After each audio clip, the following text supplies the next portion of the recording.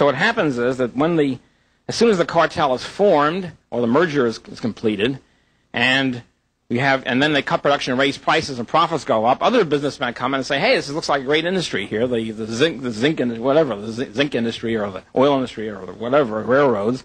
They're making a lot of profits. Let's nip in there and outcompete them because they're raising prices. And we're going to now come in with a new firm, a new factory, a new railroad, and we'll bust them. And that's exactly what happened. So you had new competition always coming in and outcompeting the older firms, and then the older firms are stuck with a new firm. Then you have a permanent competitor, which is a big pain in the neck because they come in with later equipment, with new factories and new equipment, the latest technology, etc. And now they have a permanent new competitor on their hands. So the whole thing became a big pain in the neck for them.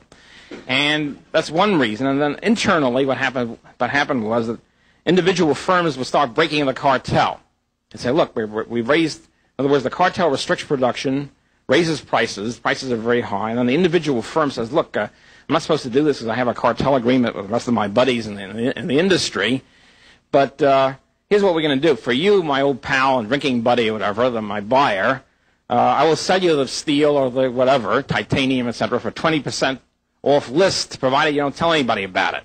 Okay, so what you have is a secret price cutting, and then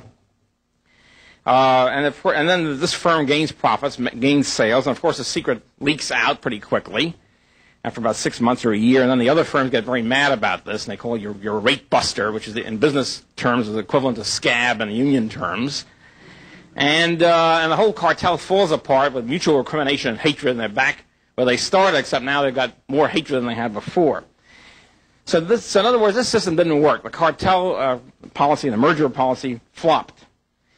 And at that point, some of each step of the way, some of the more far-sighted in the sense of realizing this was a flop among the business groups decided the only way to preserve a cartel or preserve a merger is to have the government enforce it. The turn of the political arm to create the cartel for you.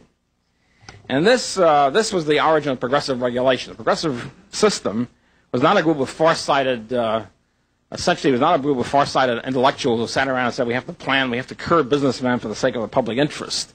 It was a groups of businessmen saying we have to impose cartels through the government, and thereby eliminating our competition, curbing the maverick firm, which doesn't want to engage in a cartel, and gaining profits that way.